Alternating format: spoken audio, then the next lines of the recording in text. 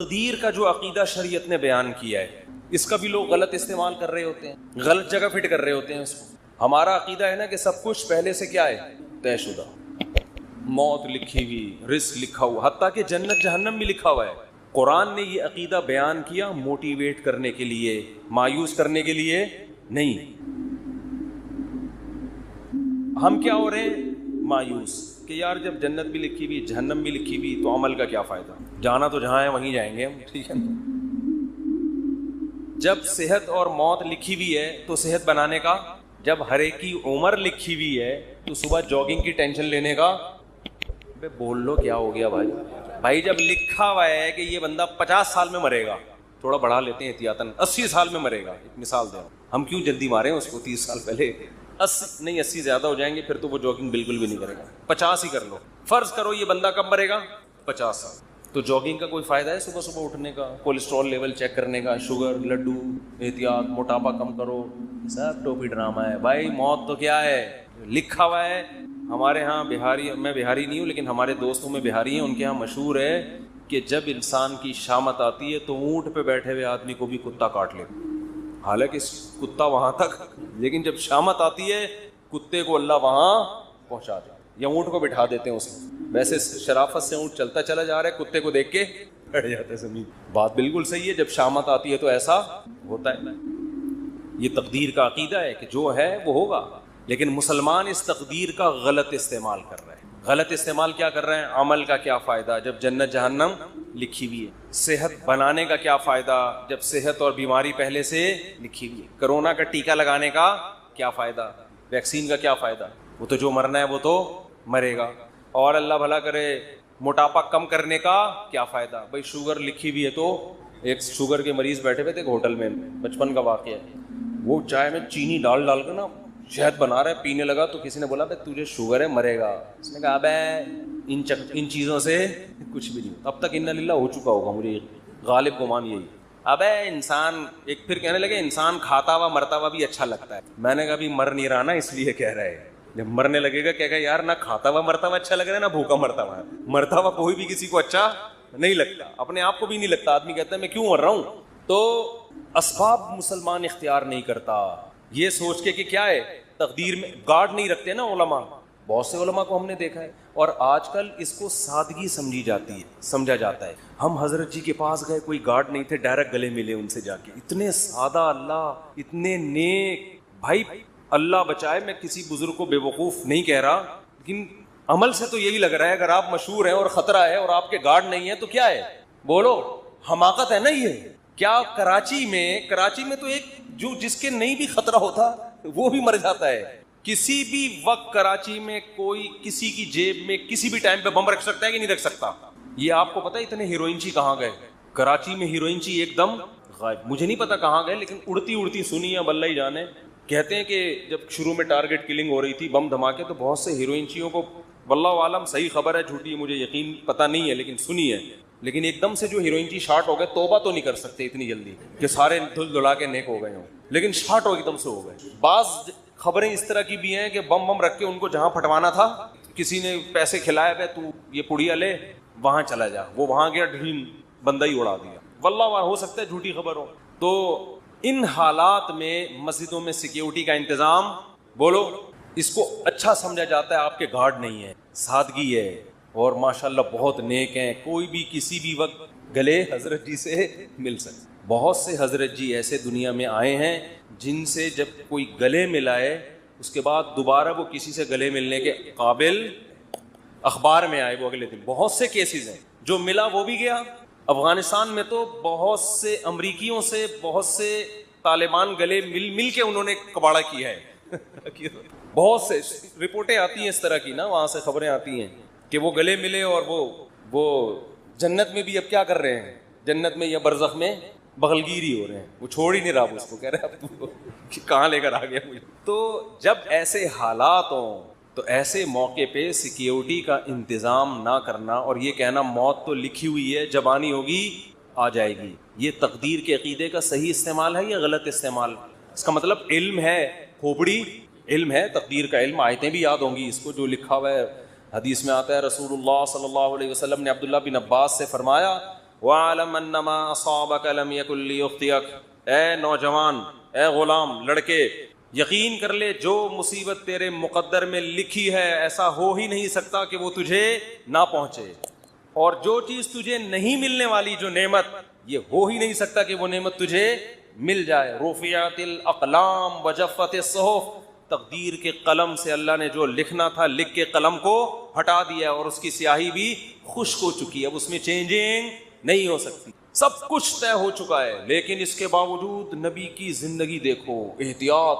قرآن کہہ رہا ہے نماز کی حالت میں اسلحہ اٹھا کے نماز پڑھو، میدان جنگ میں اسلحہ رکھنے کی تمہیں زمین پہ اجازت نہیں ہے۔ سب ایک ساتھ نماز نہیں پڑھیں گے، آدھے پڑھیں گے، آدھے فرنٹ لائن پہ کھڑے ہوں گے۔ وَدَّ الَّذِينَ كَفَرُوا، کیونکہ جو دشمن ہے وہ چاہتا ہے لَوْ تَغْفُلُونَ عَنْ أَسْلِحَتِكُمْ، کہ تم چند لمحوں کے لیے بھی اپنے اسلحے سے غافل ہو، اور غافل ہو کے کیا کر رہے ہیں؟ نماز۔ یہ نہیں کہ کوئی خدا نخواستہ کوئی گناہ میں مشغول ہیں، اللہ کی طرف مشغولیت کی وجہ سے دشمن سے کیا ہو رہے ہیں؟ غافل، یعنی عبادت میں مشغول ہونے کی وجہ سے کیا ہو رہے ہیں؟ دشمن سے غافل۔ اس میں تو یہ ہونا چاہیے، ہم سے کوئی پوچھتا تو ہم کہتے بھائی تم اگر اللہ کے لیے اللہ کی طرف مشغول ہو نماز میں تو اللہ تمہاری حفاظت، کیونکہ تم اللہ کے لیے، تم کوئی گناہ تھوڑی کر رہے ہو، اور اللہ نے حکم دیا نماز پڑھنے کا، تو اللہ کے حکم کو فالو کرتے ہوئے تم اگر نماز میں مشغول ہوگے تو مدد تمہاری غیب سے آئے گی، دشمن تمہاری طرف آنکھ اٹھا کے بھی نہیں دیکھے گا۔ نا اللہ نے فرمایا کہ نماز تو قائم کرنی ہے، سارے نہیں نمازی، وہ سب کو دیکھیں گے نماز پڑھ رہے ہیں، ایک ہی حملے میں سب کو قتل کر دیں گے۔ آدھے لوگ وہاں رہیں، آدھے کیا کریں؟ نماز پڑھیں۔ اور اگر یہ بھی ممکن نہ ہو، مثال کے طور پر اتنی بڑی تعداد نہیں ہے مجاہدین کی کہ آدھے وہاں رہ کے دفاع کر سکیں، تو اللہ نے فرمایا جماعت چھوڑ، فرجالاً او رکبانا، انفرادی بھی نہیں پڑھ سکتے تو پیدل موقع ملتا ہے چلتے ہوئے پڑھ لو، اور گھوڑے پر موقع ملتا ہے تو گھوڑے پہ نیت باندھ لو، گھوڑے سے اترنے کی بھی اجازت، بولو نہیں آ رہی بات میرا، تو یہ صحابہ بڑے آرام سے کہہ سکتے تھے بھائی جو لکھی ہوئی ہے وہ تو آ جائے، ہم تو نماز میں مشغول ہیں۔ ہمارے حضرت کے ہاں پہرا ہوتا تھا نماز کے دوران، جب حضرت نماز پڑھاتے تھے ممبر پہ گارڈ آ کے کھڑا ہوتا تھا، ایسے ریپیٹر لے کے یوں دیکھ رہا ہوتا۔ بہت سے لوگوں نے حضرت کو لکھا یہ کون سا اسلام ہے؟ نماز میں ہم اللہ کی طرف مشغول ہیں، اور محراب پہ ممبر پہ کون کھڑا ہوا ہے؟ گارڈ کھڑا ہوا ہے، نماز کے دوران یہ کیا ہے؟ حضرت فرمایا کہ نماز کے دوران نہیں بم پھٹ سکتا کیا؟ نماز کے دوران کوئی نماز توڑ کے نمازیوں پہ فائرنگ نہیں کر سکتا۔ یہ کون سی کتاب؟ یہ تو کسی کتاب میں نہیں لکھا کہ جی اللہ نے کہا ہے کہ جب تم نماز پڑھو گے تو نہ بم پھٹے گا، نہ کوئی دہشت گرد اندر داخل ہو سکتا ہے، اور تم سب سجدے میں ہوگے تو فرشتے تمہاری حفاظت میں لگے۔ نہ قرآن میں بھی نہیں لکھا، نہ حدیث کسی کتاب میں نہیں لکھا۔ یہ بہت سے مسجدوں میں بم دھماکے نماز کے دوران ہوئے ہیں۔ اچھا کچھ ویڈیوز میں نے دیکھی یوٹیوب پہ، اس میں بتایا کہ امام کا تقویٰ دیکھیں، زلزلہ آیا امام صاحب کھڑے ہوئے ہیں، کام بھی رہے ہیں کھڑے ہوئے، زلزلہ آ رہا ہے امام صاحب کیا کر رہے ہیں؟ ایک ایک کر کے مقتدی کھسک رہا ہے، لیکن امام صاحب زندہ باد۔ یہ حماقت ہے پرلے درجے کی۔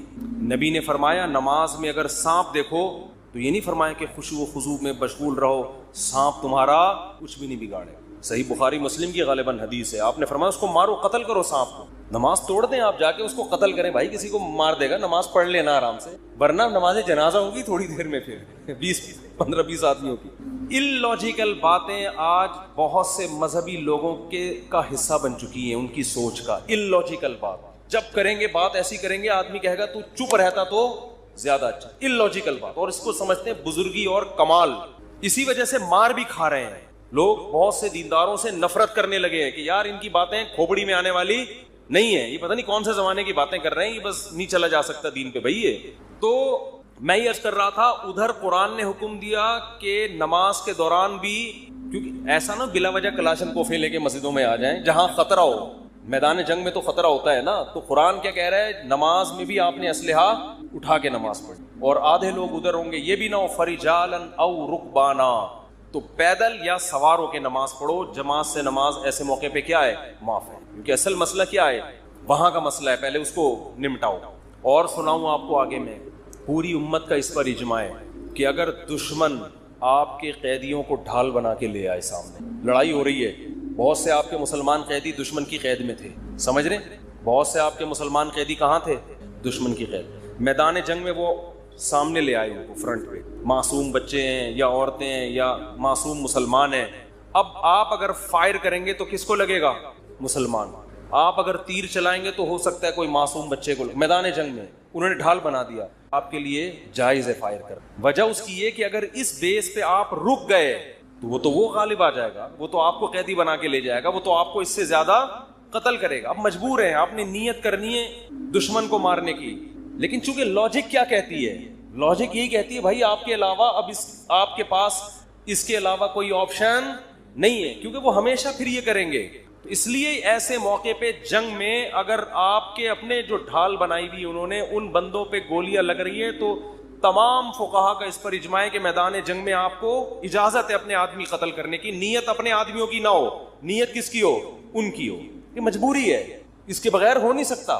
آج کوئی مذہبی آدمی اس طرح کی بات کرے, لوگ کہیں گے کیا کہہ رہا ہے, اپنے لوگوں کو قتل کرنے کی باتیں کریں. عام حالات میں نہیں ہے, جب ڈھال بنا کے لائیں تو ہم نیت اس کی کریں گے دشمن کی.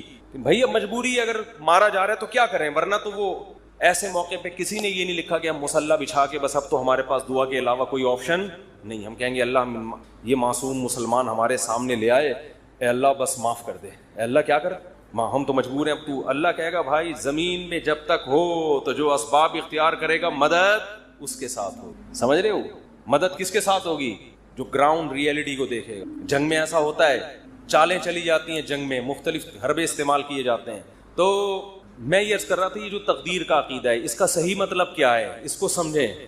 صحیح مطلب یہ ہے, کام کرنے سے پہلے آپ نے کامیابی کے تمام ذرائع, تمام وسائل, تمام اسباب بھرپور طریقے سے استعمال کریں. سمجھ میں نہیں آ رہی بات؟ مثال کے طور پر آپ چاہتے ہو میں 90 سال تک زندہ رہوں, ہر آدمی چاہتا ہے, نہیں چاہتے تو بتا دیں, ہاتھ کھڑا کریں.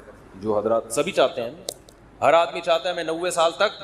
بہت سے لوگ اس لیے بھی چاہتے ہیں تاکہ پہلی والی مرے, اللہ معاف فرمائے, غلط سوچ ہے.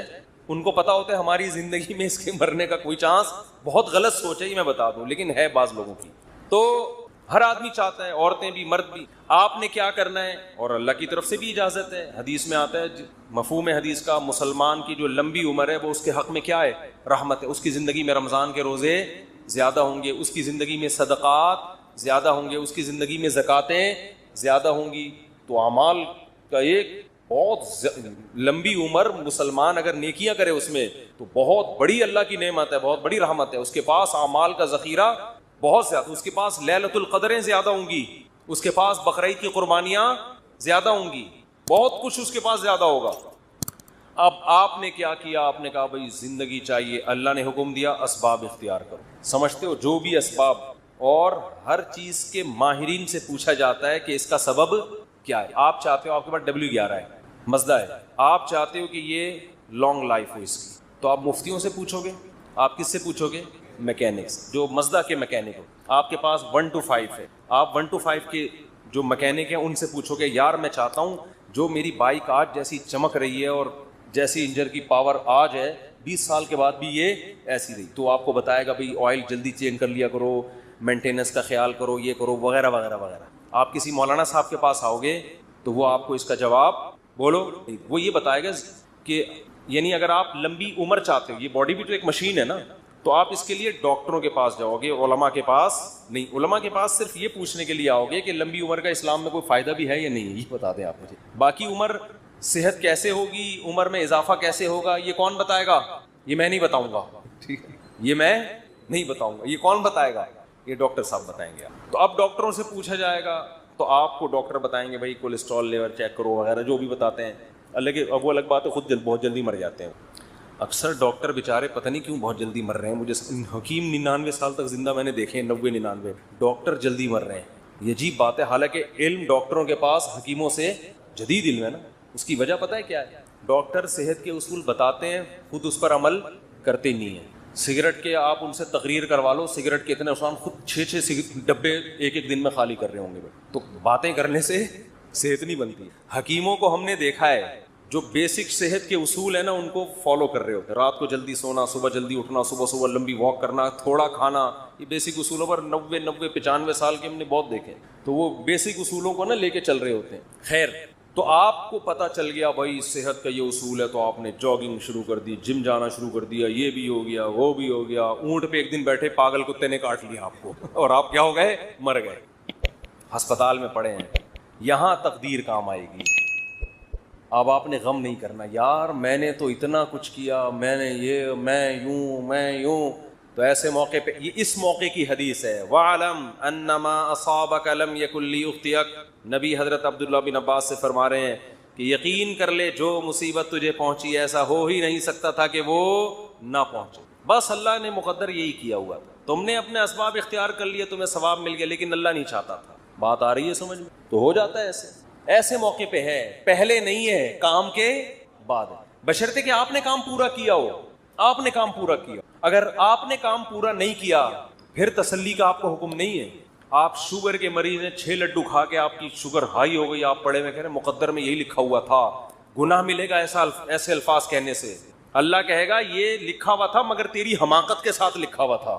اللہ کو پتا تھا یہ اس کو شوگر ہے پھر بھی یہ حماقت کرے گا, تو اللہ کو پہلے سے پتا ہوتا ہے نا کون بے وقوف ہے, کون عقل مند ہے, کون حماقت. اللہ نے اس لکھ دیا تھا کہ یہ کم بخت گناہ کرے گا, ورنہ تجھے کس نے بتایا تھا کہ یہ لکھا ہوا ہے؟ سمجھ میں نہیں آ رہی بات؟ تو تقدیر کا عقیدہ, آپ نے تمام اسباب اختیار کر لیے, رزلٹ زیرو ہے, تو ایسے موقع پہ غیر مسلم ڈپریشن میں جاتا ہے کہ یار میں کامیابی کے سارے اسباب اختیار کر رہا ہوں مگر نتیجہ کیا ہو رہا ہے؟ زیرو. یہ جو موٹیویشنل اسپیکر آپ کو کامیاب لوگوں کی 7 گٹس بتا رہے ہوتے ہیں نا, 7 علامتیں, یہ ان کی بتا رہے ہوتے ہیں جو ہو چکے ہیں کامیاب, ورنہ بعض میں 14 علامتیں پائی جاتی ہیں 7 کے بجائے, وہ پھر بھی کامیاب, بولو پھر بھی نہیں ہوتے. یہ تو آپ کو وہ بتا رہے ہوتے ہیں 7, وہ ہے نا مشہور کتاب ہے 7 ہیبٹس, کچھ اس طرح کا نام ہے اس کا, 7 عادتیں کامیاب لوگوں کی. اس میں وہ بڑی خاندانی عادتیں, تو اس میں پھر وہ فلانا جو تھا وہ یوں ہو گیا تھا, وہ اتنا ہو گیا, وہ ویسے ہو گیا. بھائی یہ کتاب اس میں بھی لکھو فلانے میں 7 کے بجائے کتنی علامتیں تھیں, یہ 7 بھی تھیں اور الگ سے گریوی میں 14 7 اور بھی تھیں اس کی, ٹھیک ہے. 7 تو یہ کامیاب لوگوں کی, اور 7 بہت زیادہ کامیاب لوگوں کی اضافی اس میں قدرت کی طرف سے انسٹال ہوئی ہوئی تھی. 14 علامتیں ٹوٹل پائی جاتی تھی جو دریافت ہو سکتا ہے اس کے علاوہ بھی پائی جائے, لیکن وہ اونٹ پہ ایک دن بیٹھا اور پاگل کتے نے اس کو تو وہ ساری علامتیں کہاں گئیں؟ ہوتا ہے ایسے. وہ میں اکثر امام شافعی کا ایک شعر پڑھتا ہوں. امام شافعی بہت بڑے شاعر تھے, ان کا ایک شعر ہے, وہ شعر کہتے ہیں کہ اذا سمعت بان مشدودا حوا عودا فاثمر في يديه فصدقي واذا سمعت بان محروما اتى ماء ليشربه فغاض فصدقي یا فحققي. امام شافعی فرماتے ہیں کہ اگر تمہیں پتہ چلے نا کسی کی اچھی قسمت ہے, خوش قسمت آدمی, اس نے ایک دن لکڑی ہاتھ میں پکڑی اور لکڑی نے وہیں پھل دینا شروع کر دیے, ابھی اس نے اس کو زمین میں دبایا بھی نہیں, درخت بھی نہیں, پانی کھاد یہ اس پروسیس سے گزرے بغیر ہی قدرت نے اس کا ایسا ساتھ دیا کہ لکڑی نے یا بیج نے ہاتھ میں ہی پھل دینا شروع کر دیے. فصدقی, تصدیق کر دیا کرو, خوش قسمتوں کے ساتھ ایسے واقعات ہو جاتے ہیں. مٹی میں ہاتھ ڈالیں سونا بن جاتی ہے, وہ ہوتا ہے نا, جس کاروبار میں ہاتھ ڈال رہے ہیں وہ ایک دم چلنا شروع. ایسے بہت سے لوگ ہم نے دیکھے, وہ گولے گنڈے کی ریڑھی لگائیں کروڑپتی ہو جاتے ہیں, اور جناب وہ جس کام میں ہاتھ ڈالتے ہیں برکت. اور ایسے لوگ بھی ہیں, کوئی کروڑپتی تاجر نے ان کو بلا کے صرف چائے پلا دی اپنی دکان پہ, مشورہ لے لیا چھوٹا سا, اور کاروبار ٹھپ ہونا. کروڑوں کے کاروبار جب ان کے حوالے کرو تو ایک دم بیٹھ جاتا ہے. بعض دفعہ ان کی اپنی حماقت ہوتی ہے, بعض دفعہ اللہ کی طرف سے بھی ہوتا ہے. تو فرماتے ہیں وَإِذَا سَمِعْتَ بِأَنَّ مَجْدُودًا حَوَا عُودًا فَأَثْمَرَ فِي يَدَيْهِ فَصَدِّقِي. خوش قسمت آدمی کے بارے میں اگر تم نے سنا کہ لکڑی ہاتھ میں پکڑی اور اس نے پھل دینا شروع کر دیا, مان لیا کرو ایسے واقعات ہو جاتے ہیں خوش قسمتوں کے ساتھ. وَإِذَا سَمِعْتَ بِأَنَّ مَحْرُومًا أَتَى. اور جو بدقسمت آدمی ہے اس کے بارے میں کبھی یہ خبر سننے کو ملی کہ اس کو صرف پانی چاہیے تھا, کوئی کروڑوں اربوں روپے بھی اس کی خواہش بیچارے کی نہیں, وہ کہہ رہے ہیں پانی مل جائے مجھے پیاس لگ رہی ہے, اور اسباب ایسے پیدا ہوئے کہ بھرا ہوا کنواں, اب تو ملے گا ہی پانی. اب وہ خوش ہو گیا کہ اب تو میری قسمت جاگ گئی. بھائی صرف 1-2 گلاس نہیں, کنواں کیا ہے بھرا ہوا اور میرے قریب ہی ہے, اب تو پانی تو ملے گا, میں تو کروڑوں بھی نہیں مانگ رہا اللہ سے. وہ پانی پینے کے لیے آیا, کنویں نے اس کو دیکھ کے, پانی نے جب اس کو دیکھا اس کو دیکھ کے نیچے ہو گیا کہ تجھے نہیں, سب کو ملے گا تجھے نہیں ملے گا. یعنی پانی نے جب اس کو دیکھا نا یہ آیا ہے, پانی نے کہا میں نیچے جا رہا ہوں. اس کو دیکھ کے یہ شاعری میں تو تھوڑا مبالغہ ہوتا ہے بات سمجھانے کے لیے, اس کو بھی لوگ پڑھ کے بیٹھ جائیں گے یار امام شافعی اتنے بڑے محدث ہیں, یہ کیسی باتیں ہیں. بھائی یہ سمجھانے کے لیے ہے نا, یہ سمجھانے کے لیے. تو کہتے ہیں وہ دیکھ کے نیچے چلا جائے تو کیا کرنا ہے, حقیقی اس کو بھی صحیح قرار دے دیا کرو. یار ہوتا ہے بعض دفعہ اونٹ پہ بیٹھے آدمی کو کتے کاٹنے کا مطلب یہی ہے. تو لیکن یہ کب سوچنا ہے؟ کام ہونے کے بعد. جیسے غزوہ احد میں مشورے ہوئے, سب کچھ ہوا, شکست ہو گئی, تو اللہ نے کیا فرمایا؟ غم کرنے کی اجازت. تلک الایام نداولها بین الناس, یہ ایام ہم الٹ پلٹ کرتے ہیں, کبھی ان کو فتح, کبھی تمہیں فتح, کبھی ان کو شکست, کبھی تمہیں شکست. بس یہ تو اللہ کے, اگر ہمارے ہی اس کاموں سے سب کچھ ہونے لگے تو ہم میں اور اللہ میں کوئی فرق رہے گا پھر؟ ابے کیا ہو گیا بھائی, کیوں سمجھ میں نہیں آ رہا؟ تو یوں ہی تھوڑا سا کیا کرو نا. اگر ہمارے ہی کرنے سے سب کچھ ہو رہا ہو تو پھر ہم میں اور اللہ میں کوئی فرق ہے؟ پھر تو ہم تو اللہ بن گئے نا. جو کر رہے ہیں وہ ہو رہا ہے. ایسا نہیں ہے, بعض دفعہ ہم کچھ کریں گے ہو جائے گا, بعض دفعہ پورا زور لگا دیں گے کچھ بھی نہیں ہوگا. مائیکل جیکسن نے صحت اور زندگی پر جتنا زور لگایا تھا نا زندہ رہنے کی, اس نے ایسی کوشش کی ہے کہ میں اور آپ خواب میں بھی اس کوشش کا تصور نہیں کر سکتے. دیکھو ہمیں نہیں پتا ہمارے گردے صحیح کام کر رہے ہیں کہ نہیں کر رہے ہیں, ہمیں نہیں پتا ہم نے تو لنگس ونگس کا کوئی ٹیسٹ کرایا نہیں, چل رہے ہیں توکل پہ یار, سانس آ رہا ہے, صحیح ہوں گے انشاءاللہ, اللہ نے چاہا. ہم تو اس امید پہ جی رہے ہیں, اور اللہ نہ کرے گردے خراب ہو گئے, ہمارے پاس تو اسپیئر میں کوئی گردہ این موقع پہ ہوگا, پہلے فلاں کا گردہ پکڑ, فلاں کا گردہ پکڑ, وہ بھی ریلیشن, لوگوں کو پتہ نہیں ملتا بھی ہے کہ نہیں ملتا, یہ ٹینشن ہوگی کہ نہیں؟ ملے, لگ گیا, ٹھیک ہے, نہیں لگا, انا للہ و انا الیہ. مائیکل جیکسن نے کہا یہ رسک میں نہیں لے سکتا. مائیکل جیکسن نے کوئی بندہ پکڑا, ڈاکٹر صاحب اس کا گردہ لگ سکتا ہے؟ ڈاکٹروں نے کہا ہاں لگ سکتا ہے. اس نے کہا تیرا گردہ میں نے اتنے کروڑوں میں خرید, ابھی اپنے اندر ہی لگا رہنے دے. اگر بالفرض فیوچر میں مجھے کڈنی کی ضرورت پڑی تو تیرا جو رائٹ والا کڈنی ہے وہ تیرا نہیں ہے, وہ کس کا ہے؟ میرا. اور اس کے ایڈوانس پیسے پکڑا, یہ ہر مہینے پیسے دینا یہ حرام ہے, یہ اسلام میں یہ جائز نہیں ہے, لیکن ان کے یہاں کیا حلال حرام, جب ڈانس کرنا حلال ہے ان کے تو باقی کیا رہ گیا. تو یہ سارے جو پارٹس جو لگ سکتے ہیں, اس کے پہلے سے سودے ہم کورونا کے باوجود غلط کر رہے ہیں, گلے مل رہے ہیں ایک دوسرے سے, اچھا کام نہیں ہے. اگر اس وقت مائیکل جیکسن زندہ ہوتا نا, کورونا کی ٹینشن سے ویسے ہی اس نے مر جانا تھا, یہ بتا رہا, کیونکہ وہ ہاتھوں میں گلوز پہنتا کہ کسی کے ہاتھ سے ہاتھ مس ہوگا, اور جراثیم کی الیک سلیک میں برداشت نہیں, میں اپنے جراثیم کو, کسی دوسرے کے جراثیم کو عید ملنے کی اجازت نہیں دے سکتا اپنے جراثیم کے ساتھ. اگر وہ غالب آ گئے اور میرے والے کمزور پڑ گئے تو میرا کیا بنے گا؟ آرمی بھیجی انہوں نے کہ بھائی اس کو اٹھاؤ, اس کا اتنا بڑا شو ہونے والا ہے, کروڑوں روپے کے ٹکٹ بک گئے ہیں, پولیس آئی, فوج آئی, نیٹو نے حملے کیے ہوں گے, اٹھ جا بھائی. اس نے کہا بھائی میں ایسا سویا ہوں مجھے دنیا میں کوئی بھی نہیں اٹھا سکتا, کیونکہ یقین نہیں آ رہا تھا کہ یہ کیسے سو گیا یار, پتہ ہی نہیں چلا کب روح نکلی ہے, دار خالق حقیقی سے جا ملی.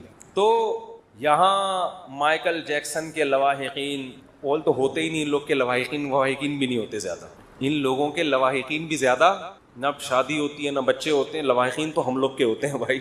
میں نے بتایا تھا نا گدھے کا کوئی باپ, اس کو گدھا نہیں کہہ رہا مائیکل جیکسن کو, ایک مثال دے رہا ہوں. گدھے کا نہ ماموں ہوتا ہے, نہ خالہ ہوتی ہے, نہ پھپھی, نہ چاچا, نہ بھتیجا, نہ بھانجا. تو اگر آپ نکاح کے بغیر زندگی گزارتے ہو, گدھا نکاح کے بغیر زندگی گزارتا ہے نا, تو نہ اس کا خالہ ہے, نہ بھتیجا ہے, نہ ماموں, نہ چاچا.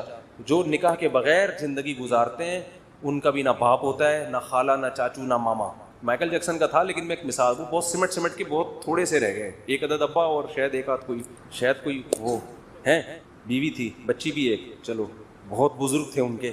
یہ بہت بڑا خاندان تھا مائیکل جیکسن کہ ایک عدد بیوی اور ایک عدد بچہ, بہت عظیم خاندان. شادی پہ کتنے لوگ آئیں گے یار؟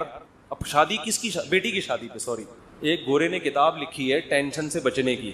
اچھا جو بیٹی ہوتی ہے نا اس کا بھی باپ سے ریلیشن کیا ہوتا ہے وہ میں آپ کو اس کتاب میں بتا رہا ہوں. یعنی ایک بیٹی پیدا ہوئی, ان کا مائیکل جیکسن کی نہیں, ایک نارمل جن کی ہوتی ہے. گوروں میں ایک شخص نے, ماہر نفسیات نے کتاب لکھی ہے گوروں کو ٹینشن سے بچانے کے لیے. ٹینشن تو بہت زیادہ ہے نا وہاں پہ, ڈپریشن سے بچانے کے لیے. اس میں ایک بات لکھی ہے کہ اگر آپ کسی ٹینشن میں ہیں تو سب سے پہلے یہ طے کرنا ہے کہ یہ ٹینشن کسی اور کی ہے یا آپ کی ہے. بعض دفعہ آپ کسی اور کی ٹینشن میں خود لے رہے ہو. پھر اس نے مثال دی جیسے بیٹی کی شادی, اس نے کہا یہ بیٹی کی ٹینشن ہے, آپ کی. یار تم کیا کہہ رہے ہیں؟ اس نے کہا یہ آپ کی ٹینشن نہیں ہے, یہ کس کی ٹینشن ہے؟ تو آپ تو اس کو لطیفہ اس سے سمجھ رہے ہو کہ ہمارے ہاں باپ بیٹی کا ریلیشن بہت, بیٹی کو اتنی ٹینشن نہیں ہوتی جتنی باپ کو ہوتی ہے, کیونکہ بچیاں تو نہ سمجھ ہوتی ہیں, ان کو نہیں پتا ہم فیوچر کو تباہ کر رہے ہیں. باپ کو زیادہ ہوتی ہے. تو بھائی آپ خدا کے لیے ایسی کوئی کتاب نہ لکھیں, آپ جب ماہر نفسیات ہوں تو لکھیں کہ اگر آپ کی بیٹی کی ٹینشن ہے تو وہ آپ کی ٹینشن ہے, اس کو حل کس نے کرنا ہے, کیونکہ آپ اس کے باپ ہو. صرف بلڈ ریلیشن نہیں ہے, ایک روحانی ریلیشن بھی ہے باپ بیٹی میں. خیر, کہاں سے بات چلی تھی کدھر کو نکل گئی, میں کیا بتا رہا تھا یار بیان. تو میں یہ عرض کر رہا تھا کہ تقدیر والی آیتیں بھی جہاں فٹ کرنی چاہیے وہاں نہیں ہو رہی, بلکہ مایوسی پیدا کرنا, عمل میں ڈھیلے ہونا, دکان پہ بیٹھا ہوا مکھیاں مار رہا ہے, ابے جو مقدر کی روزی, جو میں نے دیکھا ہے نا لوگوں کے ڈائلاگ, ابے جو مقدر میں لکھا ہوا ہے وہ تو آئے گا. اب کیا بیٹھ کے باتیں بولیاں لگا رہے ہیں اور پبلسٹی کر رہے ہیں اور اس کو اتنا. ابے ایک تاجر سے میں ملا, ماشاءاللہ ان کی اچھی آمدن. میں نے کہا یار آپ کا نہ میں نے کہیں ایڈورٹائز دیکھا ہے آپ کی کمپنی کا, نہ کو آپ تو ٹھیک ہے اللہ نے آپ کو دیا ہے تو ذرا پبلسٹی کرو اس کی, تھوڑا کام بڑھاؤ. اس نے کہا یار روزی تو کس سے آتی ہے, مقدر سے, بس اللہ بہت دے رہا ہے, مجھے کیا ضرورت ہے. میں نے کہا پہلی بات آپ کو ضرورت نہیں ہے, قوم کو ضرورت ہے. نیک لوگوں کے پاس پیسہ ہوگا تو فائدہ قوم کو ہوگا. پیسہ تو گھومتا ہے نا, آپ نہیں ہو تو یہ دوسرے کی جیبوں میں جائے گا. دوسرا چور بھی ہو سکتا ہے, ڈاکو بھی ہو سکتا ہے, آپ نیک آدمی ہو, آپ کے بچوں کو فائدہ اس سے. ایک آدمی کے لیے تو 1 لاکھ بھی ضروری نہیں ہے, میں تو سارا ہوتا بیوی بچوں کے لیے, قوم کے لیے, ملک کے لیے, مسلمانوں کے, ان کے لیے ہوتا ہے. ورنہ ایک کے لیے کیا ضرورت ہے, اپنے گولے گنڈا لگاؤ, شام کو 2 روٹی کھاؤ, بس ختم. مسلمان کو جو پیسہ کمانے کا حکم ہے آپ کی اپنی پیٹ بھرنے کے لیے نہیں ہے. مسلمان کے طاقتور ہونے سے اسلام پاورفل ہوگا اور مسلمان کے کمزور ہونے سے اسلام کمزور ہوگا. تو وہی ہے کہ سوچتے نہیں ہیں, کھوپڑی استعمال نہیں کر رہے. خیر, تو تقدیر کا عقیدہ آپ نے تمام اسباب و وسائل اختیار کر لیے, پھر بھی اگر رزلٹ 0 ہے یا نقصان ہوتا ہے کوئی بات نہیں. ہوا مولانا, وہ کیا ہے, قل لن یصیبنا الا ما کتب اللہ لنا. دیکھو کیا زبردست آیت ہے. صحابہ کو جب غزوہ احد میں شکست ہوئی ہے نا تو منافقین مذاق اڑانے لگے, دیکھا ہمارے مشوروں پر عمل نہیں ہوا, غلط مشورے ہوئے تھے, یہ ہوا تھا, ہو گئی نا شکست. تو صحابہ کو اللہ نے حکم دیا ان کو یہ کہو لن یصیبنا الا ما کتب اللہ لنا. ہمارے جو ساتھی شہید ہو گئے, ہمیں جو شکست ہو گئی, ہمیں جو زخم پہنچے, ہمیں وہی مصیبت پہنچی ہے تو ہمارے رب نے لکھی تھی. تو رب غلط چیز بولو نہیں لکھی, تو رب نے لکھی تھی, اور ہمارے جب ہم اس کے حکم پر عمل کر رہے ہیں تو اچھا ہی لکھا ہوگا ہمارے لیے. ہوا مولانا, وہ ہمارا دوست ہے, وہ ہمارا دشمن نہیں ہے. دیکھو مصیبتیں سب کو آئیں گی, اللہ کو ماننے والوں کو بھی, اللہ کو نہ ماننے والوں کو بھی, دونوں کو آتی ہیں. ماننے والوں کے حق میں یہ مصیبت رحمت ہے, کیونکہ نبی نے فرمایا انا عند ظن عبدی بی, اللہ کہتے ہیں کہ جو بندہ میرے بارے میں جیسا گمان کرتا ہے میرا معاملہ اس کے ساتھ ویسا ہی. کافر یہ سمجھتا ہے کہ خدا نے جو مصیبت پہنچائی ہے وہ ٹینشن ہے, مسلمان کہتا ہے اللہ ہمارا دوست ہے, ہوا مولانا, وہ ہمارا دوست ہے, وہ ہمیں اگر کوئی مصیبت پہنچا رہا ہے تو ہماری خیر خواہی میں, ہماری برائی میں نہیں. تو یہ مصیبت آپ کے لیے کیا بنے گی, رحمت بنے گی, یہ نعمت بنے گی اللہ کی طرف سے مصیبت, اس میں بھی خوشی ہوگی. تو اب صحابہ منافقین پریشان تو نہیں, یعنی وہ تو خوشیاں منا رہے تھے کہ بھائی اس میں کیا رحمت ہو سکتی ہے, یہ جو اتنے لوگ شہید ہو گئے, اتنے زخمی ہو گئے اور شکست ہو گئی, کافر خوش ہو کے چلا گیا, اور یہ کہہ رہے ہیں کہ اللہ ہمارا دوست ہے, جو بھی مصیبت دے گا وہ ہمارے فائدے کے لیے, تو اس میں کیا فائدہ ہے. تو اللہ نے 3 فائدے قرآن میں گنائے. وَيَتَّخِذَ مِنْكُمْ شُهَدَاءَ, فرمایا سب سے پہلا فائدہ اللہ نے بہت سے لوگوں کو شہادت کے مرتبے پر پہنچا دیا. مرنا تو اب بھی تو سبھی دنیا سے چلے گئے نا, کوئی زندہ ہے ان میں سے, بھائی جو نہیں شہید ہوئے وہ بھی چلے گئے, جو منافق تھے جو باتیں کر رہے تھے وہ بھی قتل ہو گئے یا مر گئے.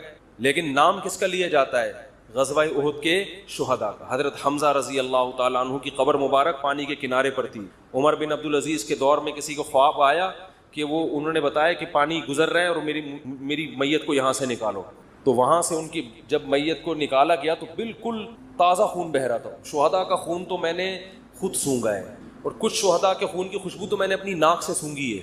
6 مہینے بعد بہت سے شہداء ہوتے ہیں ان کا جسم سلامت ہوتا ہے, یہ تو اللہ دنیا میں دکھا دیتا ہے. وہ میں نے بتایا تھا نا, ریڈ کراس والوں نے ایک وہ لگائی ہے کہ بعض لوگوں کی قبر خون سے خوشبو آتی ہے, بعض کی خون سے خوشبو نہیں آتی. یہ ریڈ کراس کی رپورٹ ہے, وہ ان کی آفیشیل ویب سائٹ پہ میں نے دیکھی تھی, وہ انہوں نے اڑا دی ہے وہاں سے, ٹھیک ہے نا, حالانکہ خود ان کی اپنی رپورٹ تھی, وہ وہاں سے انہوں نے کیا کر دیا, خبر ہی اڑا دی. اور ہمارے بہت سے ساتھیوں نے تو بہت سے کی سونگی, جن میں مفتی عتیق الرحمان شہید رحمۃ اللہ علیہ جو درس قرآن دیتے تھے. 6 مہینے بعد ان کی قبر کھلی ہے, 6 مہینے بعد بھی جسم سے خون بہہ رہا تھا. اور ان کا بیٹا میرا شاگرد ہے, اس نے مجھے بتایا کہ میں نے خود اپنی ناک سے خوشبو بھی سونگھی اور باڈی بھی 6 مہینے بعد بھی سلامت. تو یہ مقام مرنے کے بعد عام لوگوں کو ملتا ہے, بولتے کیوں نہیں. تو اللہ کہتے ہیں غزوہ احد میں اگر فتح ہوتی تو اتنے سارے لوگوں کو شہادت کا مرتبہ نہ مل. تو یہ بھی ایک فضیلت ہے. ہم تو آخرت کے لحاظ سے بھی سوچنا ہے. دوسرا اللہ نے کیا فرمایا, وَلِيُمَحِّصَ اللَّهُ مَا فِي قُلُوبِكُمْ. جب مشکلات آتی ہیں تو انسان نکھرتا ہے. ممی ڈیڈی والے بچوں کو آپ کبھی بڑا کام دنیا میں کرتے ہوئے نہیں دیکھتے. دنیا میں آپ ممی ڈیڈی بچوں کو بڑا کام, دوسری شادی بھی نہیں کر سکتے. آہستہ سے آپس کی بات ہے, یہ ہماری آپس کی بات, اس کا بیان سے کوئی تعلق نہیں ہے. تو پہلی بھی نہیں کر سکتے, دوسری تو دور کی بات. امی سے پوچھتے ہیں امی کر لوں, مجھے بتا رہے ہوتے ہیں نا, امی کہ نہیں ابھی نہیں, تو کہہ رہے ہیں چلو پھر بعد. تو امی سے تو پوچھنا چاہیے, لیکن ایک عمر ہوتی ہے, 40 سال تک سے پوچھ رہا ہے یار تو بس کر, اب بس ہو گیا یار, 40 سال تو اب ہو گئی نا, اب امی سے پوچھے بغیر کر لو یار, اس عمر میں تھوڑی. ویسے تو اماں ابا سے پوچھنا ہی چاہیے, کہاں کرنی ہے اس میں پوچھنا چاہیے, کرنی نہیں کرنی اس میں پوچھنے کی ضرورت, تو کرنی ہے, کہاں کرنی ہے یہ بتا دو آپ, یہ پوچھ. اچھا خیر, تو اللہ کہتے ہیں کہ یہ مشکلات دیکھو, دنیا میں جہاں بھی فورسز کو ٹریننگ دی جاتی ہے تو گدوں پہ نہیں دی جاتی, ایئر کنڈیشن کمروں میں اور گدوں پہ سلا کے آرمی کو ٹریننگ نہیں دی جاتی کہ جی آپ نے کیڈٹ کالج میں گئے, سوری آپ نے جو ہے نا وہ کیڈٹ بھرتی ہو گئے, اب آپ کی 1 سال کی ٹریننگ ہے, آپ فوج میں گئے, جی کہاں ٹریننگ دی جائے گی, جی وہ فلاں مولٹی فارم کا گدا ذرا ایسا ہے اس پہ چوٹ نہیں لگتی, وہاں آپ کو ہم اچھل کود سکھائیں گے. ایسا ہوتا ہے, ان کو ٹریننگ دی جاتی ہے مشکلات میں, جنگلوں میں. وہ جو SSG کمانڈوز ہوتے ہیں, SSG کمانڈوز سے ایک میں نے انٹرویو لیا کچھ دن پہلے, اتنی ٹف ٹریننگ, میرے ہوش اڑ گئے یار. میں نے کہا انسان ہو یار, کیا ہو تم, 30-35 آدمی رہ گئے تھے, پتہ نہیں کتنے ہزار گئے تھے اس میں ٹریننگ میں, تو بہت ٹف ٹریننگ ہوتی ہے.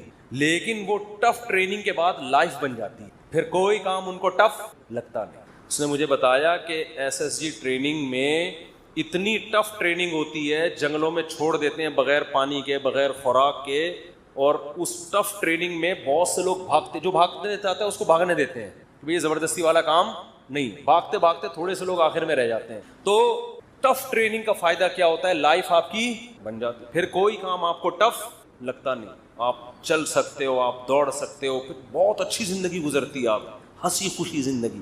تو جیسے پاکستانی جب باہر جاتا ہے تو سویڈن اور آسٹریلیا جیسے ملک میں ان کو ٹینشن نہیں ملتی تو وہ پاگل ہونے لگتے ہیں. اتنی ٹینشنیں دیکھی ہوتی ہیں, وہاں جا کے گوگل پہ ٹینشن لکھ کے تلاش کر رہے ہوتے ہیں, بھائی کہیں سے کوئی ٹینشن ملے تو ہمیں سوڑا, جتنی بجلی استعمال کر رہے ہو اتنا بل آ رہا ہے. اور حکومت بے روزگاروں کو بھی الاؤنس دے رہی ہے. ہسپتال میں جاؤ, اتنے خوبصورت ہسپتال, میں نے تھائی لینڈ کا ہاسپٹل دیکھا بھائی, اتنا خوبصورت, گدے مدے, بھائی اتنا, گھر میں آدمی کو وہ سہولت نہیں مل رہی ہوتی, تو اتنا کوئی ٹینشن ہی نہیں ملے گی تو بعض دفعہ آدمی عادی ہو جاتا ہے نا ٹینشنوں کا. دوسری شادی والا تو ایسے ملکوں میں رہ ہی نہیں سکتا, حقیقت بتا رہا ہوں آپ کو. تو میں یہ عرض کر رہا تھا, قرآن نے کیا کہا کہ جو زخمی ہوئے اور یہ جو اتنا مسائل آئے, اس سے اللہ تمہارے دلوں کو کیا کر رہا ہے, نکھار پیدا. شاعر نے کہا ہے نا, آئینہ بنتا ہے رگڑے لاکھ جب کھاتا ہے دل, کچھ نہ پوچھو دل بڑی مشکل سے بن پاتا ہے. دل کو جب رگڑے لگتے ہیں نا, خواہشات کے خلاف چلتا ہے انسان, پھر دل کیا ہوتا ہے, چمکتا ہے. جس کی ہر خواہش پوری ہو اس کا دل مردہ ہو جاتا ہے. کبھی رمضان میں نور پیدا ہوتا ہے دل کے اندر, بھوکا پیاسا رہ کر کھانے پینے سے نور پیدا نہیں ہوتا, نحوست آتی ہے, ہر خواہش آپ کی پوری ہو رہی ہے. تو تیسری اللہ نے نعمت یہ بیان کی کہ منافق اور مخلص میں اللہ نے کیا فرق کر دیا ہے, فرق. اگر ہمیشہ فتوحات ہوتی رہیں گی تو پتہ کیسے چلے گا اپنا کون ہے اور غیر کون, پھر تو بھیڑ چال ساری دنیا اکٹھی ہو جائے گی. اب اس پر ایک اشکال ہوتا ہے کہ اللہ تو خود بھی تو بتا سکتا ہے کہ منافق کون ہے اور نیک آدمی, اتنی ٹینشن میں تو نے ہم لوگ کو ڈال کے بتایا ہے. تو اللہ نے فرمایا وما کان اللہ لیطلعکم علی الغیب, اللہ کی عادت نہیں ہے کہ غیب کی خبریں تمہیں بتاتا رہے. اللہ نے دنیا کو دارالاسباب بنایا ہے, اسباب میں ڈالے گا تم نکھرو گے, اس سے پتہ چلے گا اپنا کون ہے اور غیر کون. اگر اللہ نہیں کرنا ہوتا تو سب کچھ اللہ ویسے ہی کر دیتا. اللہ تمہیں آزمائے بغیر تمہارے دل کو اچھا بنا دیتا, اللہ ویسی شہادت کا دنیا میں ہی ثواب دے دیتا سب کو, جو مرو گے شہید والا ہی ثواب ملے گا. بھائی یہ دنیا دارالاسباب ہے, پہلے اس پروسیس سے گزرو گے اس کے بعد رزلٹ. تو 3 فائدے اللہ نے قرآن میں بتا دیے, شکست کے باوجود کتنے فائدے ہوئے ہیں, 3. اور اللہ نے کہا کہ منافق جو تمہارا مذاق اڑا رہے ہیں ان سے کہو لن یصیبنا الا ما كتب اللہ لنا, ہمیں تو وہی مصیبت پہنچی ہے جو اللہ نے لکھ دی ہے, ہوا مولانا, وہ ہمارا دوست ہے. اور هل تربصون بنا الا احدى الحسنيين ونحن نتربص بكم, ہمیں تو ایک ہی, ہمیں تو کامیابی ہے, لیکن ہم جو تمہارے ساتھ انتظار کر رہے ہیں ہونے والا کیا ہے, جو ٹینشن تمہیں پہنچے گی وہ اللہ کی رحمت نہیں ہوگی. وہ کیا ہے, ان یصیبکم اللہ بعذاب من عنده او بایدینا, ہماری تلوار سے تمہیں عذاب ملے گا یا اللہ کی طرف سے جہنم میں. یعنی یا تو اللہ ہم سے تمہیں لڑوا کے تمہیں شکست دے کے تمہیں ذلیل کرے گا، رسوا کرے گا، یا آخرت میں اللہ تمہیں رسوا. تو بات سمجھ میں آ رہی ہے تقدیر کے عقیدے کا فائدہ کیا ہو رہا ہے؟ کام سے پہلے تو اسباب اختیار کرنے، کام ہونے کے بعد ما کتب اللہ لنا، جو مقدر میں تھا وہ، اس سے بڑا سکون ملتا ہے خدا کی قسم. اور جن کا تقدیر پر ایمان نہیں ہے نا، ساری زندگی کنفیوز، ساری زندگی. بہت سے لوگ ہم نے دیکھے کاروبار میں بہت مشورے کر لیے سب کچھ، اب کاروبار شروع کیا، یار پتہ نہیں یہ والا کرنا چاہیے تھا کہ بھی نہیں کرنا چاہیے. ہماری ایک ریلیٹو خاتون تھی، انہوں نے اپنے بچے کو کون سے اسکول میں پڑھانا ہے 6 مہینے لگا دیے ان کی کھوپڑی میں بات. پھر اسکول میں ایڈمیشن کروایا تو ٹینشن، وہاں والا زیادہ اچھا تھا یہاں والا. یہ کنفیوژن اس کو ہوتی ہے جس کا تقدیر پر ایمان. بھائی آپ نے اسباب اختیار کر کے ایک فیصلہ کر لیا، فتوکل علی اللہ، کیا کرنا ہے اللہ پہ توکل. شادی بیاہ میں بہت ہوتا ہے، یار یہاں کرنی ہے کہ وہاں کرنی ہے کہ یہاں پھر جب ہو گئی، ابے یار وہاں کر لیتا تو، مجھے بتا بھی رہے تھے. یہ انسان کی فطرت ہے. ہم جب کالج میں پڑھتے تھے نا تو ہمارے ایک دوست تھے، ان کو پینٹیں خریدنے کا بہت شوق تھا، پہننے کا بھی خریدنے کا بھی. تو ہم ایس ایم سائنس کالج سے نکلتے، یہ بولٹن مارکیٹ میں نا پوری پینٹوں کی شرٹوں کی دکانیں ہیں. ان کے بچے اب تو ماشاء اللہ بیٹھے ہوئے ہیں، بیان میں بیٹھے ہوئے، ان کے ابا کی بات کر رہا ہوں. تو وہ کیا ہوتا تھا، وہ پینٹ خریدی، گھنٹہ لگا دیتا. وہ اب تو نیک بن گئے، ان کے ابا کی بات کر رہا ہوں، وہ ناراض نہ ہو جائے. وہ بیان میں ایڈیٹنگ بھی وہی کرتے ہیں، یہ والا قصہ نکالنا دے کہیں، بیان میں ایڈیٹنگ بھی انہیں کے ذمہ ہے. گھنٹہ لگا دیتے تھے وہ ہمارے دوست صاحب پینٹ خریدنے میں، یار یہ والی نہیں، یہ والی، یہ والی نہیں، یہ والی. 1 گھنٹے کے بعد جب خریدی تو اگلی دکان میں جو پینٹ ہے وہ اس سے، یار یہ والی. یہ انسان کی نیچر ہے، یہ سب کے ساتھ ہوتا ہے. آپ منڈی سے جانور خریدیں، صبح سے لے کے رات تک خریدنے میں لگا دو گے آپ. سودا لے کے جیسے ہی نکلے، ابے یار یہ کتنے کا، یہ 80 کا، ابے میں نے 85 میں کیا پکڑ لیا یار. یہ ہوتا ہے. اپنی چیز کے علاوہ دنیا کی ہر چیز اسی وقت اچھی لگنا شروع. شادی کرتے ہی اپنی بیوی کے علاوہ ہر ایک کی بیوی اچھی لگنا شروع ہو جاتی ہے. یہ شادی شدہ لوگوں کے ساتھ مسئلہ ہے. جیسے ہی شادی کریں گے نا، اپنی کے علاوہ ہر ایک کی اچھی لگ رہی ہے. یہ ان لوگوں کی عادت ہے جن کا تقدیر پر ایمان بولو نہیں ہوتا. تو آپ نے ہر کام سے پہلے اسباب اختیار کرے. جب کام ہو گیا، بھائی اللہ کے لیے، میرے اللہ کے علم میں میرے لیے اس سے بہتر نہ گائے تھی نہ بیوی تھی، ٹھیک ہے، نہ بچڑا تھا نہ بیوی نہ بکرا، نہ اللہ کے علم میں میرے لیے اس سے بہترین بکرا کوئی بھی نہیں تھا. اگرچہ یہ صبح سے بک رہا ہے، بول رہا ہے کچھ. تو اسی طرح جب محنت کرو، جب ہو گئی شادی ہو گئی، اللہ کے علم میں اس سے بہتر میرے لیے کوئی بیوی ہو نہیں سکتی. اس کی خامیاں ہیں یار، خامیاں تو سب میں ہوتی ہیں. ہمارے حضرت فرمایا کرتے تھے کہ جب تک شکر کا جذبہ پیدا نہیں ہوگا، جب تک یہ عقیدہ نہ رکھیں کہ جتنی خوبصورت میری بیوی ہے، چاہے وہ جتنی ٹیڑھی میڑھی ہو، آڑی ترچھی، اللہ کے علم میں میرے لیے اس سے خوبصورت کوئی بھی نہیں. وہ ہوں گی بہت ساری، وہ میرے لیے اللہ نے پیدا ہی نہیں کی. میرے لیے جتنی عورتیں تھیں نا، ان میں سب سے خوبصورت یہ تھی. جب تک یہ جذبہ نہیں ہوگا آپ کو سکون. اور عورت بھی یہ سوچے، بھائی جتنے میرا میاں کتنا ہی آڑا، ڈینٹنگ پینٹنگ کا بہت کام ہے اس میں، ٹھیک ہے نا، بہت کام ہے، لیکن اللہ کے علم میں میرے لیے اس سے بہتر ہسبینڈ ہو نہیں سکتا. وہ ہوں گے. وہ خواتین کی بھی عادت ہے ناشکری والی. عورتیں اکثر اپنے میاں سے بحث کر رہی ہوتی ہیں، اس کے میاں کو دیکھا، وہ تو یہ شاپنگ کراتا ہے، وہ تو یہ خریداری کرتا ہے. اس کے میاں میں جو خامیاں ہیں وہ بیان نہیں ہوتی. ایک صاحب کہنے لگے، ایک خاتون نے کہا کہ بھئی وہ انگریز شوہر ہے، وہ اتنا تھینک یو، اتنے اچھے اخلاق سے اپنی بیوی سے بات کرتا ہے، اور ایک آپ وہ گالیوں سے بات شروع کرتے ہو، گالیوں پہ ختم کرتے ہو. تو میں نے کہا گالی والی تو نہیں دینی چاہیے، لیکن اس کو بولو یہ جو انگریز ہوتے ہیں نا، صرف تھینک یو کے علاوہ ایک دھیلا اپنی بیوی کو دے کے دکھائے. تو آپ اپنی وائف سے بولو کہ سارا نان نفقہ میرا معاف کر دو، گیس بجلی کا بل معاف کر دو، پھر اور اس ہر نوٹ کے بدلے میں ایک تھینک یو نہیں ہری بات، ہر نوٹ کے بدلے میں ایک تھینک یو. تو تھینک یو کی گردان پوری بیٹھ کے سنا دے گا. زندگی میں کبھی اس کی پیشانی میں بل نہیں آئے گا. تو یہ انسان کی نیچر ہے. دوسرے کی خامیاں نظر نہیں آتی، خوبیاں، اور اپنے والے کی خوبیاں نظر نہیں آتی، خامیاں نظر آتی ہیں. یہ مرد کے ساتھ بھی ہوتا ہے، عورت کے ساتھ بھی. لیکن جن کی طبیعت میں اللہ نے